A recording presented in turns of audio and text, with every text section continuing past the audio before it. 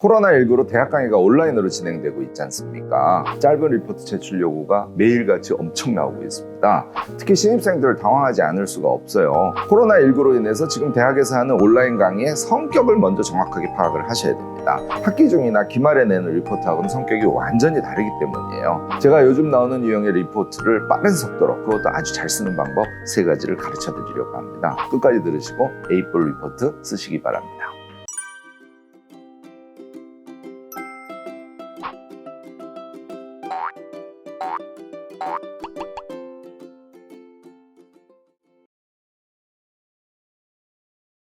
안녕하세요. 무엇이든 3가지로 가르쳐드리는 명지대 교수 김익환입니다. 지난번 A4 리포트 쓰는 법에 대해서 가르쳐드렸잖아요. 정말 많은 분들이 호응을 해주셨습니다. 많이 봐주시고 구독자도 해주시고 댓글도 엄청 달아주셨어요. 감사드립니다. 그런데요, 그 영상은요, 제가 기말 리포트처럼 아주 센 리포트 쓸 때 적절한 방법을 가르쳐 드린 거예요. 물론 짧고 간단한 리포트도 기본적으로는 원리가 같기 때문에 적용은 가능합니다. 그런데요, 댓글로 여러 사람들이요, 코로나19로 지금 각 대학에서 하고 있는 온라인 강의에 대한 대응법을 물어오셨어요. 영상을 보고 한두 쪽으로 요약하라든지 무엇의 기본 개념에 대해서 두 쪽으로 정리하라든지 하는 리포트를 도대체 어떻게 쓰는지 많은 분들이 그런 걸 궁금해 하시더라고요. 오늘은 그 궁금증을 함께 풀어가려고 합니다. 지금 코로나19로 인해서 진행되는 각 대학의 온라인 강의의 그 특성에 대해서 정확하게 이해를 하셔야만 돼요. 그래야 그 최적의 방법을 아실 수 있는 겁니다. 지금 학기 초잖아요.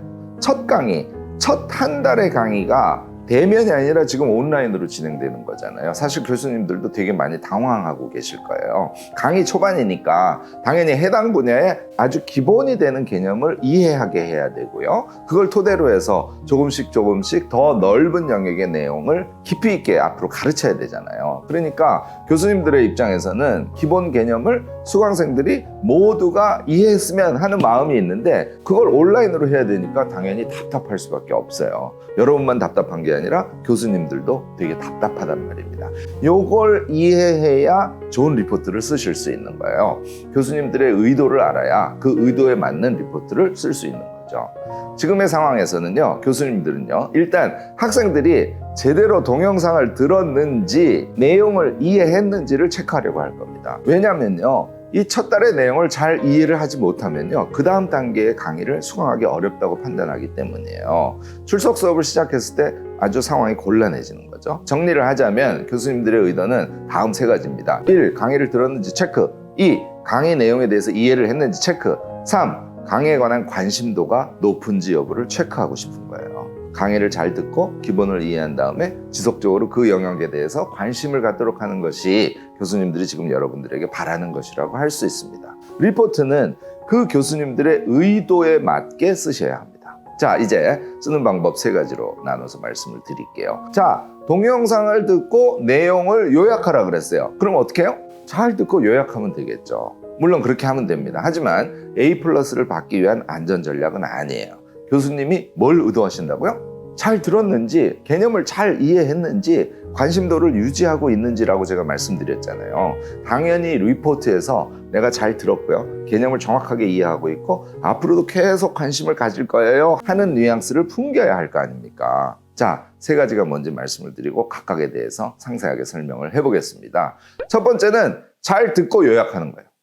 두 번째는 그 중에 핵심 개념에 해당하는 부분을 좀 더 보완해서 상세하게 쓰시는 거예요.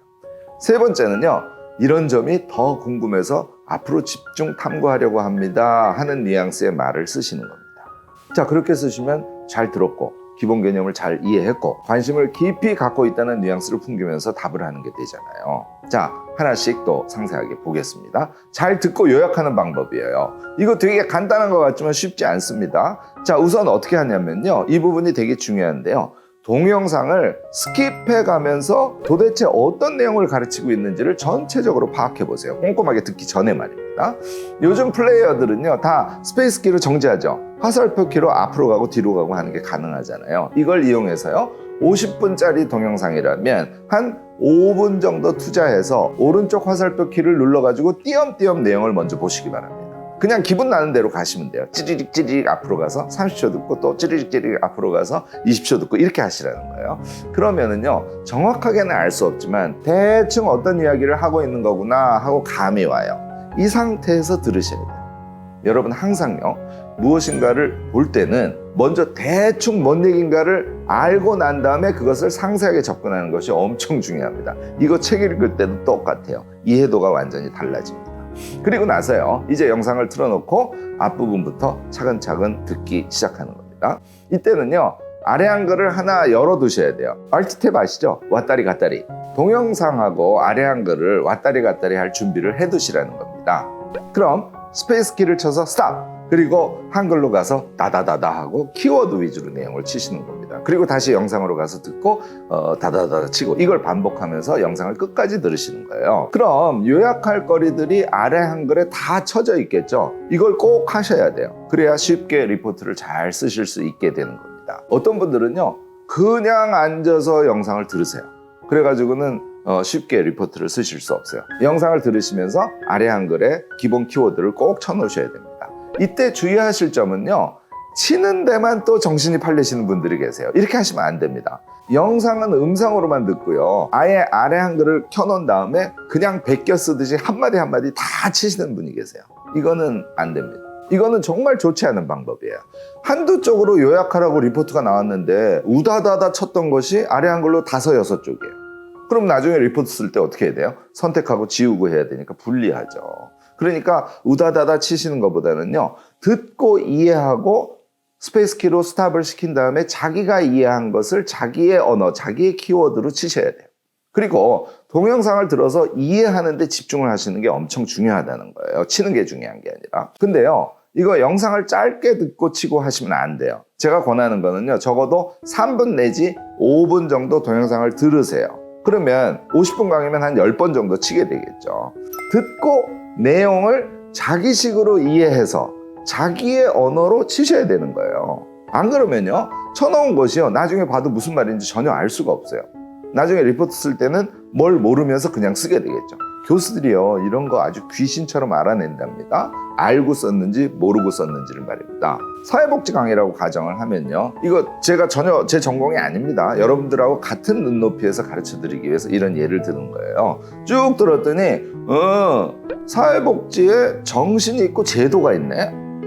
정신은 생활 향상하고 행복이야. 제도는 국가가 뭔가 사회복지 정책 같은 거를 세우는 거야. 다다다다 하고 쳐넣죠. 또 들어요. 시대에 따라서 개념이 달라지는구나. 경제 수준에 따라서도 달라지네. 헐, 이거 학자에 따라서도 달라지네. 이거 구분해서 정리해야 되겠군. 그래, 이런 식으로요, 스페이스 키를 쳐서 영상을 세워두고 머리에 남아있는 키워드를 쳐넣으시라는 거예요. 이게 되게 중요해요. 또 5분쯤 듣고요, 이거 수혜 대상에 따라서 소극적, 적극적 복지 이런 개념이 있네. 이거 보편적 복지라는 말 나 어디서 들은 것 같은데? 또 영상을 들어보니까 복지국가론이라고, 복지전달체계라고, 이러면서 자기가 새로운 지식을 동영상을 통해서 머릿속으로 넣은 다음에 그 넣은 내용을 머릿속으로 생각하면서 자기 언어로 쳐놓는 거예요. 이걸 반복하셔요. 타이핑이 엄청 빠른 사람들이 오히려 문제일 수 있습니다. 영상은 소리만 듣고 우다다다 타이핑 연습하시면 안 된다는 거예요. 이거 꼭 명심하시기 바랍니다. 자, 이제 다 듣고요, 키워드 중심으로 쳐놓은 아래 한글이 한두 장 정도 나왔어요. 그 상태에서 이제 머릿속으로 생각을 해봅니다. 이거 50분 동안 뭐뭐 이야기한 거지? 하고 생각을 자꾸 해보시면서요, 한 3가지나 4가지 정도로 영역을 나누는 작업을 머릿속으로 해보세요. 근데 혹 강의 내용 자체가 1, 2, 3 이렇게 나눠져 있거나요, PPT 자료를 주셨는데 거기에 이렇게 목차가 나와 있어요. 그러면 그걸 따르시면 됩니다.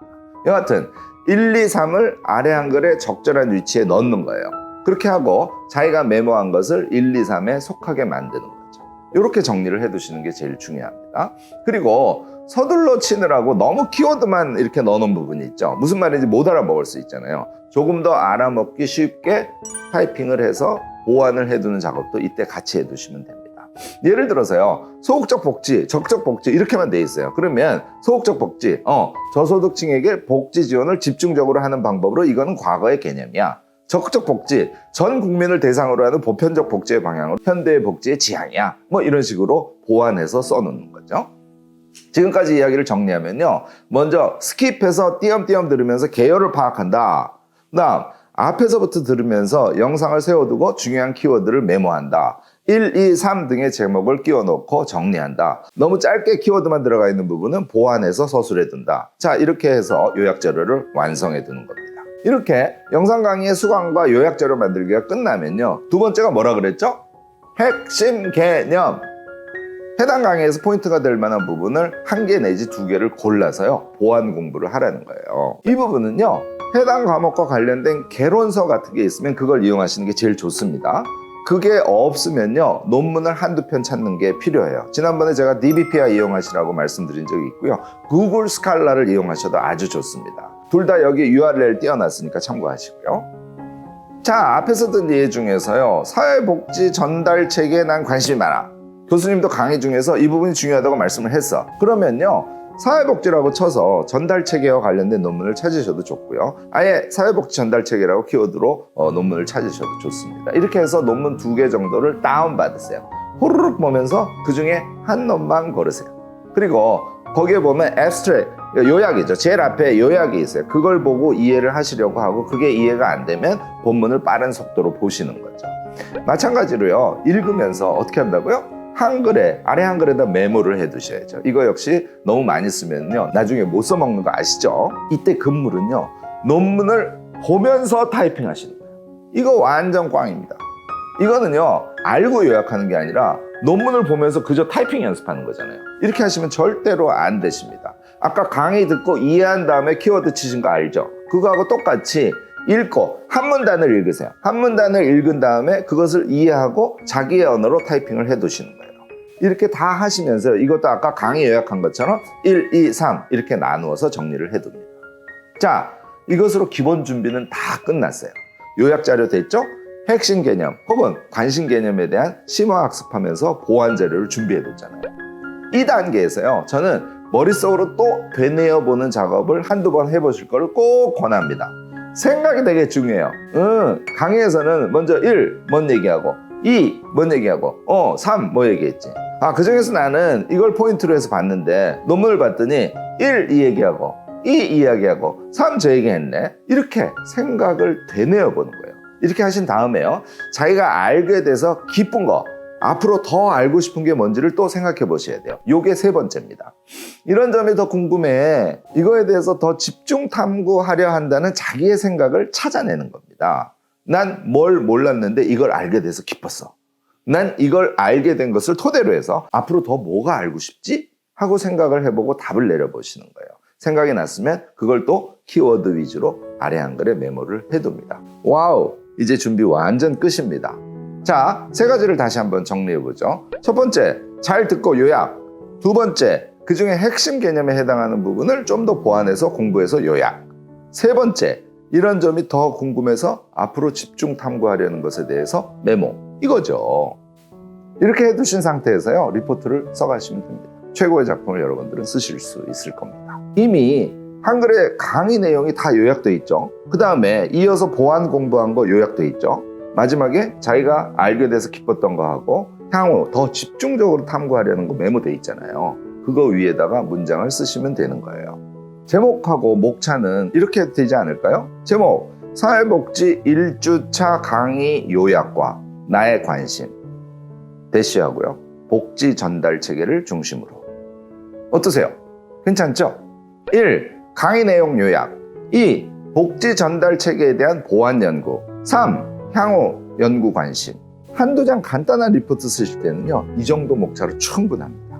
자, 이제 문장을 쓰실 때 한 가지 권하는 방법은요. 아까 보완 연구 하실 때 보신 논문 있죠? 그 논문의 문장을 흉내 내보는 거예요. 제가 특히요. 논문형 문장을 안 써보신 분들에게 권하는 방법이에요. 이거 베껴 쓰는 겁니다. 이거 아무것도 아닌 것 같잖아요. 해보면 꽤 효과가 있습니다. 시간 날 때 자주 해보시기 바래요. 한 문장을 읽어요. 보면서 베껴 쓰면 안 돼요.